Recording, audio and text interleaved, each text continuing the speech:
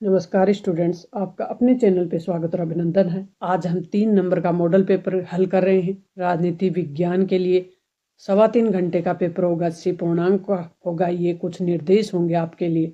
चलते हैं प्रश्नों की ओर। सबसे पहले खंड अ है, उसको हम हल करेंगे। तो प्यारे विद्यार्थियों, बता दें कि हमने वादे के मुताबिक आपसे वादा किया था कि राजनीति विज्ञान को अगर आपने बिल्कुल भी नहीं पढ़ा फिर भी आपका एक भी नंबर नहीं कटने देंगे।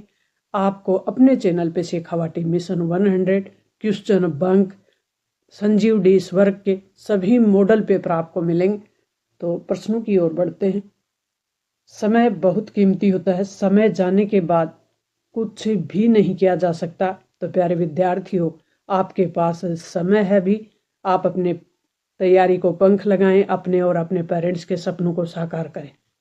पहला प्रश्न, सोवियत संघ के विघटन में केंद्रीय भूमिका निभाने वाले रूसी नेता कौन थे?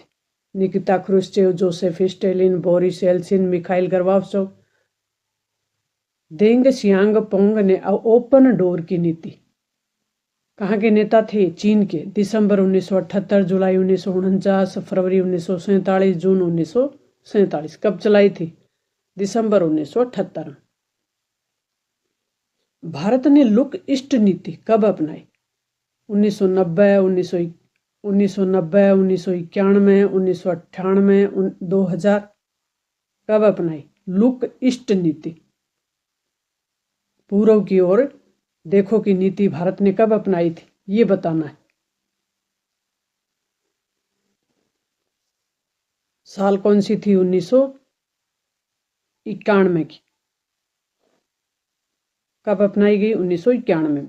आसियान क्षेत्रीय मंच की स्थापना कब हुई? 1990, 1992, 1994, 1999, 1994।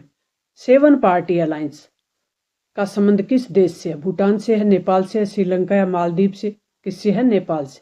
विश्व व्यापार संगठन की स्थापना कब होती है? WTO 1995, 1996, 2005, 2006। 1995 को। नेक्स्ट प्रश्नों की ओर बढ़ते हैं। विश्वव्यापी खतरे में शामिल है, ये बताना है। विश्वव्यापी खतरा वैश्विक तापमान वृद्धि है, अंतर्राष्ट्रीय आतंकवाद भी है, महामारियां भी हैं। तो प्रयुक्त सभी हो जाएगा। भारत ने जलवायु परिवर्तन के लिए एक समझौता हुआ था पेरिस में, उसका अनुमोदन कब किया? 2002, 2015, 2016, 2014, 2016। भारत ने नई आर्थिक नीति की कब घोषणा की? 1991, 1992, 2011, 1996। नई आर्थिक नीति की 1991 को। उदारीकरण। स्वतंत्र भारत का संविधान किस तिथि को लागू हुआ? 15 अगस्त को, 26 जनवरी को, 14 अगस्त को, 26 नवंबर को? तो 26 जनवरी को। कांग्रेस सोशलिस्ट पार्टी के संस्थापक कौन थे? श्यामा प्रसाद मुखर्जी या आचार्य नरेंद्र देव या A.V. वर्धन या कुमारी मायावती? कौन थे? आचार्य नरेंद्र देव। दूसरी पंचवर्षीय योजना कब शुरू हुई थी? तो पहली तो हुई थी 1951 में। तो दूसरी कब हुई? 1956 में। भारत ने पहला परमाणु परीक्षण कब किया? 1974, 75, 78 या 1980? 1974। स्वेज नहर के मुद्दे पे 1995 में ब्रिटेन ने किस देश पे हमला किया था? ईरान, मिस्र, इराक, तुर्की? मिस्र पे। आज़ादी के बाद भारत में कांग्रेस का चुनाव चिन्ह क्या था? हाथ का पंजा था। वर्तमान में हाथ का पंजा है। झंडा था या चरखा था या 2 बैलों की जोड़ी? तो शुरू में कौन सी चुनाव चिन्ह था? 2 बैलों की जोड़ी। गैर कांग्रेसवाद का नारा किसने दिया था? इंदिरा गांधी ने, के कामराज ने, राम मनोहर लोहिया ने या मोरारजी देसाई ने? राम मनोहर लोहिया ने। नेक्स्ट प्रश्न की ओर बढ़ते हैं। ऑपरेशन ब्लू स्टार का संबंध किस राज्य से है? राजस्थान से, पंजाब से या गुजरात से? महाराष्ट्र से, पंजाब से? 1989 में गठित कांग्रेस मोर्चा, राष्ट्रीय मोर्चा सरकार का नेतृत्व किसने किया था? 1989 से गठबंधन सरकारों का दौर शुरू होता है। पहला मोर्चा कौन सा बनता है? राष्ट्रीय मोर्चा। नेतृत्व कौन कर रहे थे? अटल बिहारी वाजपेयी या मनमोहन सिंह या VP सिंह या नरसिंह राव? VP सिंह। ऑब्जेक्टिव प्रश्न करने के बाद हमारे सामने रिक्त स्थान के प्रश्न होंगे और इन प्रश्नों को हम हल करेंगे। लिटे श्रीलंका का क्या है? एक उग्रवादी आतंकवादी संगठन है। भूटान ने संवैधानिक राजतंत्र कब बना? 2008 में। मानवता की रक्षा के व्यापकतम नजरिए में एक तो अभाव से मुक्ति होनी चाहिए और एक भय से मुक्ति होनी चाहिए। World council of indigenous people का गठन कब हुआ था? 1975 में। केरल में विकास के नियोजन के लिए जो रास्ता चुना गया उसे कहा जाता है केरल मॉडल। नागालैंड राज्य को दर्जा कब दिया? 1963 में। रिक्त स्थानों की पूर्ति के प्रश्नों के बाद हम अति लघुतरात्मक प्रश्न जो 1 मार्क्स के होंगे और इनके उत्तर हैं वो आपको एक शब्द में या एक पंक्ति में ही देने। पहला प्रश्न, 1917 की रूसी क्रांति के नायक कौन थे? Vladimir Lenin. नेक्स्ट प्रश्न देखते हैं। साप्टा प्रदक्षिण सदस्यों ने कब हस्ताक्षर किए? 2004 में। जैविक हथियार संधि कब हुई? 1972। अवर कॉमन फ्यूचर रिपोर्ट में क्या संकेत दिए गए थे? संकेत दिए कि आर्थिक विकास के तौर पर जो तौर तरीके जो अपनाए जा रहे हैं वो भविष्य के लिए टिकाऊ साबित होने वाले नहीं है, ये संकेत दिए गए थे। वैश्वीकरण का बुनियादी अर्थ क्या है? तो वैश्वीकरण का बुनियादी अर्थ है कि विचार, पूंजी, वस्तु और सेवाओं का विश्वव्यापी प्रवाह हो। भारत में पंचवर्षीय योजनाओं का मूल उद्देश्य नियोजित आर्थिक विकास करना। बांग्लादेश कब बना? 1971 में बना था। 1 मार्क्स के प्रश्न ही अति लघुतरात्मक। लाल बहादुर शास्त्री की मृत्यु के बाद उनके राजनीतिक उत्तराधिकारी के रूप में नेताओं के बीच मुकाबला होता है। वो नेता कौन थे? इंदिरा गांधी और मोरारजी देसाई के बीच। क्षेत्रवाद को रोकने के लिए राष्ट्रीय नीति निर्धारित करनी चाहिए और संस्कृतियों के एकीकरण का प्रयास करना चाहिए। राजीव गांधी की मृत्यु के बाद कांग्रेस पार्टी ने अपना प्रधानमंत्री किसे चुना? पीवी नरसिम्हा राव को। भारत में दलीय व्यवस्था की समस्या कौन सी है? एक तो इनमें वैचारिक प्रतिबद्धता का अभाव है, एक आंतरिक लोकतंत्र का अभाव है। राजनीतिक दलों में नई आर्थिक नीति को अपनाते समय भारत के वित्त मंत्री कौन थे? डॉक्टर मनमोहन सिंह। खंड ब में ये प्रश्न होंगे आपके सामने।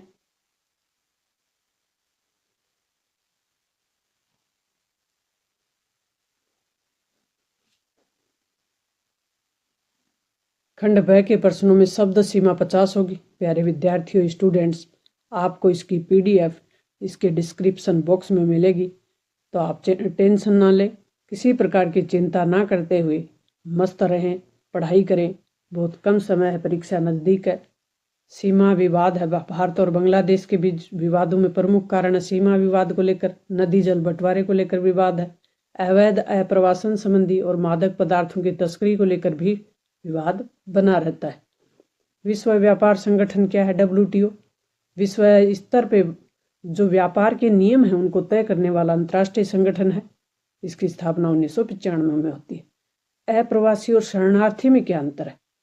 तो अप्रवासी का मतलब है जो अपनी इच्छा से देश को छोड़ते हैं, कोई रोजगार के लिए या किसी अन्य कारण से इच्छा से छोड़ते हैं। शरणार्थी वे होते हैं जो किसी आपदा, युद्ध या राजनीतिक उत्पीड़न के कारण छोड़ने पे मजबूर होते हैं, वो हो गए शरणार्थी। मूलवासी ऐसे लोगों के वंशज जो किसी मौजूदा देश में लंबी समय अवधि से रहते चले आ रहे हैं। ये अपनी कला, संस्कृति, परंपराओं से बहुत प्रेम करते हैं और उसी में किसी प्रकार का बदलाव है, चेंज है, वो आसानी से नहीं चाहते। नीति आयोग योजना आयोग के स्थान पर बना एक नया आयोग है और इसकी स्थापना जनवरी 2015 में हुई है और इसके प्रधानमंत्री होते हैं अध्यक्ष। फिर हम मिलान वाले प्रश्न। भारत चीन युद्ध कब हुआ? 1962 में। भारत बांग्लादेश युद्ध कब हुआ? 1971 में। भारत पाक युद्ध कब हुआ? तो ये हुआ 1965 में। कारगिल युद्ध कब हुआ? 1999 में।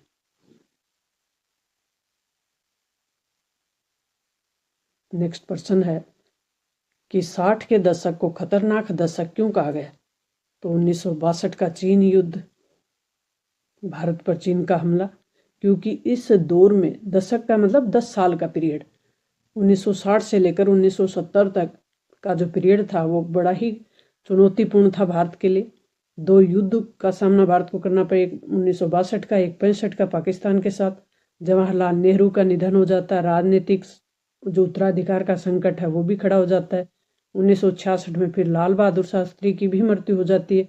इस दशक में खाद्यान्न संकट से भी देश जूझ रहा था और राजनीतिक अस्थिरता और सामाजिक अशांति भी बनी हुई थी। तो ये प्रमुख कारण थे, इसलिए इस दशक को खतरनाक दशक का दर्जा दिया जाता है। वचनबद्ध न्यायपालिका कौन सी होती है? तो वो न्यायपालिका जो कार्यपालिका की नीति और आदेशों के प्रति प्रतिबद्ध हो, जनता के प्रति नहीं हो, और सरकार की नीतियों का आंख मूंद कर जो न्यायपालिका पालन करती है, तो उसे कहते हैं वचनबद्ध न्यायपालिका। भारत और पाकिस्तान का जो मसला सुलझाने के लिए संयुक्त राष्ट्र संघ ने 21 अप्रैल 1948 को प्रस्ताव में किन 3 चरणों वाली प्रक्रिया की अनुशंसा की थी? एक तो जो पाकिस्तान के जितने भी नागरिक हैं जो कश्मीर में घुस गए उनको वापस बुलाया जाए, भारत धीरे धीरे अपनी सेना में बॉर्डर पे कम करे और स्वतंत्र और निष्पक्ष जनमत संग्रह करवाया जाए। ये 3 पॉइंट दिए थे। मंडल मुद्दे की टिप्पणी करनी। मंडल आयोग कब बना? 1 जनवरी 1989 को इसकी स्थापना होती है। प्रधानमंत्री उस समय थे मोरारजी देसाई और आयोग के अध्यक्ष बनाए गए थे बिंदेश्वरी प्रसाद मंडल, जिनका संबंध बिहार से था। बिहार के पूर्व मुख्यमंत्री रहे थे। आयोग ने 1980 में अपनी रिपोर्ट पेश कर दी। आयोग की सिफारिशों को 1990 में लागू किया जाता है। आयोग ने ओबीसी वर्गों की पहचान की और ओबीसी को 27% आरक्षण देने की सिफारिश भी की। जो खंड है उसमें 3 मार्क्स वाले प्रश्न होंगे और इनकी शब्द सीमा 100 होगी। आसियान समुदाय के मुख्य स्तंभों की बात करेंगे। ASEAN association of south east Asian nation,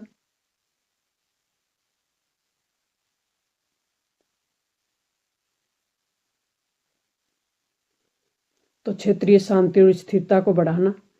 ASEAN का मुख्य उद्देश्य आर्थिक विकास को बढ़ाना भी, सामाजिक प्रगति को बढ़ाना भी, सांस्कृतिक विकास को बढ़ावा देना भी, और पारंपरिक सहयोग और संधि को बढ़ावा देना, प्रशिक्षण अनुसंधान की सुविधा प्रदान करना, कृषि और उद्यमों की बेहतरी के लिए परस्पर संबंधों को मजबूत करना। ये 10 देशों का ग्रुप है और इनके स्तंभ हैं आसियान सुरक्षा समुदाय, आसियान आर्थिक समुदाय और आसियान सामाजिक और सांस्कृतिक समुदाय।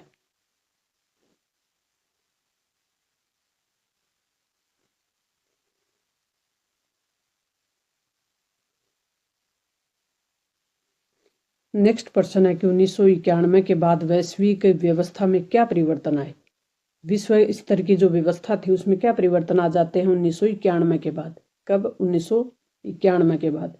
तो 1991 के बाद वैश्विक आर्थिक व्यवस्था में उदारीकरण, निजीकरण और वैश्वीकरण जैसे बदलाव आए और वैश्विक समुदाय को आर्थिक सुधारों की ओर बढ़ाया जाता है इसमें। और वैश्विक समुदाय के आधार पर या विश्व स्तर पे जो बदलाव आते हैं उनमें वैश्विक समुदाय ने आर्थिक सुधारों की ओर कदम बढ़ाए। वैश्विक समुदाय में जो द्विध्रुवीय व्यवस्था थी अमेरिका और सोवियत संघ वाली, वो खत्म हो जाती है। वैश्वीकरण के कारण पूंजी और व्यापार बढ़ जाता है और इससे ज़्यादा शक्तियों के बीच संघर्ष की स्थिति भी कम हो जाती है। 2 शक्तियाँ थी पहले, वो कम हो जाती है। 1991 में सोवियत संघ बिखर जाता है। भारत ने अपनी आर्थिक नीतियों में बदलाव किया और भारत ने उदारीकरण की ओर कदम बढ़ाया और आर्थिक विकास पर जोर दिया।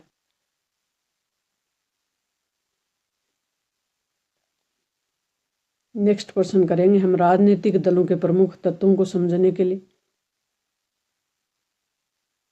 भारतीय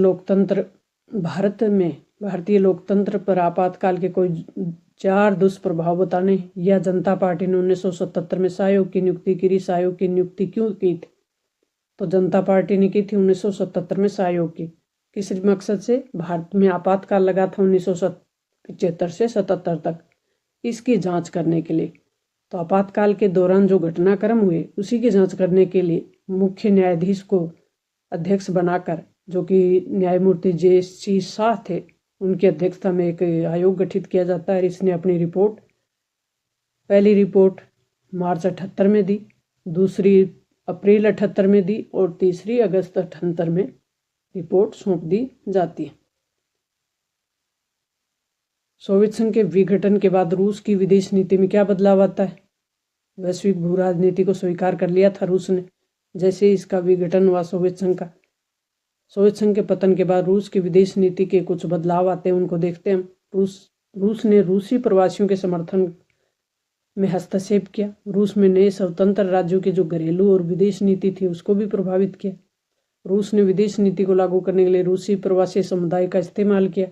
रूस ने अमेरिकी रूस संबंधों को कमजोर रखा और रूस ने रूसी प्रवासियों के समर्थन में सॉफ्ट पावर का इस्तेमाल किया।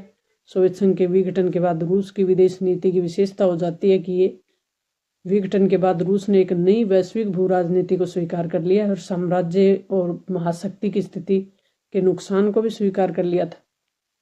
रूस ने विदेश नीति के सिद्धांत बना लिए थे। वैश्वीकरण एक बहुआयामी प्रक्रिया है, तो इसको समझेंगे हम। हाँ, वैश्वीकरण एक बहुआयामी अवधारणा है, तो इसको कैसे समझ सकते हैं? क्योंकि वैश्वीकरण जैसे कि आर्थिक, राजनीतिक, सांस्कृतिक, भौतिक और सामाजिक, इसके कई रूप हैं। तो वैश्वीकरण की विशेषता देखते हैं। सबसे पहले वैश्वीकरण के कारण माल, पूंजी, लोग, ज्ञान, विचार और संस्कृति आसानी से सीमाओं के पार आने जाने लगे। वैश्वीकरण की वजह से दुनिया के देशों के बीच आर्थिक, राजनीतिक और सांस्कृतिक रूप से जुड़ाव बढ़ा। वैश्वीकरण की वजह से दुनिया की संस्कृतियों में एक रूपता आ रही है और वैश्वीकरण के कारण दुनिया भर में वस्तुओं और सेवाओं का आदान प्रदान भी बढ़ रहा है। वैश्वीकरण के कारण दुनिया भर के लोगों की सोच और ज़्यादा व्यापी हो गई है। प्रभाव क्या रहे इसके? तो इसके कारण सरकार की जो क्षमता है वो कम हो गई और कल्याणकारी राज्यों में भी कमी आई है और वैश्वीकरण के कारण पर्यावरण पर भी नकारात्मक प्रभाव पड़ा है। भारत के मानचित्र में जम्मू कश्मीर, दिल्ली, आंध्र प्रदेश, नागालैंड और दूसरा कुर्ग, पांडिचेरी, अजमेर और जूनागढ़, इनको दर्शाना है।